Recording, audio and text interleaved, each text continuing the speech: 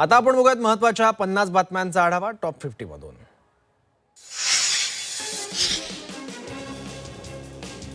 राज्यातील ऑनलाईन 11वी प्रवेश प्रक्रियेच्या तिसऱ्या नियमित फेरीत 48,253 विद्यार्थ्यांनी आपले प्रवेश निश्चित केले।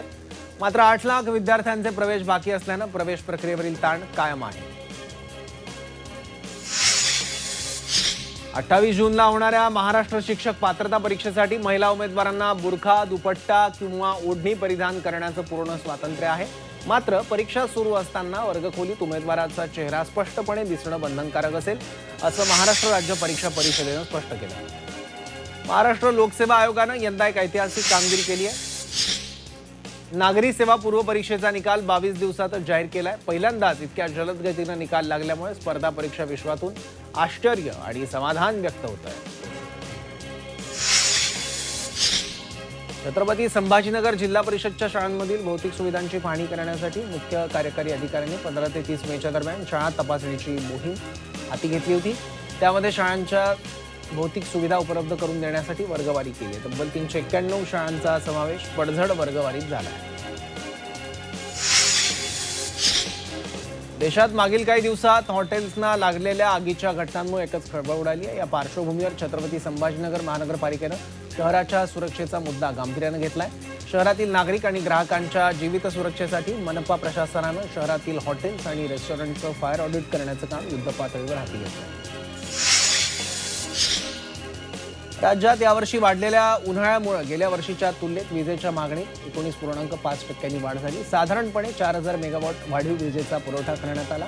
या काळात राज्यात कुठेही भारनियमन करावं लागलं नाही, अशी माहिती मुख्यमंत्री देवेंद्र फडणवीस यांनी विधानसभेत दिली आहे। मुंबईतील हजारो जुन्या व जीर्ण पागडी इमारतींच्या पुनर्विकास प्रक्रियेला गती मिळणार आहे, अशी ग्वाही पर्यटन मंत्री शंभूराज देसाई यांनी विधान परिषदेत दिली। राज्य सरकारनं नवीन ऐतिहासिक आराखडा व धोरण लागू केलं। यामुळे लाखो रहिवाशांच्या सुरक्षित घरांचा आणि हक्कांचा मार्ग मोकळा झाला आहे। शिवभोजन केंद्रांना व्यावसायिक गॅसचा पुरवठा सुरळीत करण्यासाठी शासन सकारात्मक आहे। काही कारणांमुळे बंद पडलेली ही केंद्र लवकरच पुन्हा सुरू करण्यात येतील। तसंच या केंद्रांची संख्या वाढवण्याबाबत मुख्यमंत्री आणि अर्थ खात्याशी चर्चा करू, अशी ग्वाही अन्न व नागरी पुरवठा मंत्री छगन भुजबळ यांनी विधान परिषदेत दिली।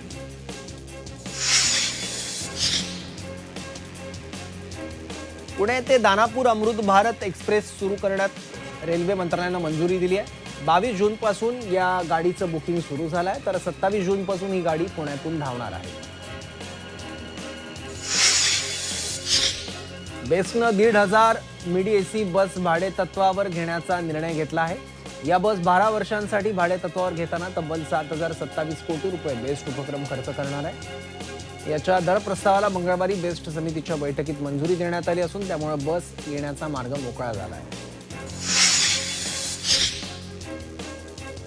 राज्यात मागील काही वर्षांपासून सायबर गुन्हेगारी वाढली आहे। राज्यभरात 10,505 सायबर गुन्ह्यांची नोंद झाली आहे। मुंबईत 2025 मध्ये 4,825 सायबर गुन्हे फसवणुकीची रक्कम 1,000 कोटींच्या वर गेल्याची माहिती मुख्यमंत्री फडणवीस यांनी विधानसभेत दिली।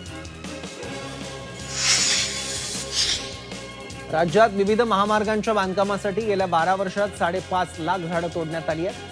झाडतोड झाल्याची कबुली राज्य सरकारने दिली आहे। भाई जगताप यांनी विचारलेल्या प्रश्नाच्या उत्तरात सार्वजनिक बांधकाम विभागाकडून हे लेखी उत्तर देण्यात आलं, पण महामार्गाच्या दुतर्फा 51.10 लाख झाडांची लागवड केल्याचंही विभागाकडून स्पष्ट करण्यात आलं।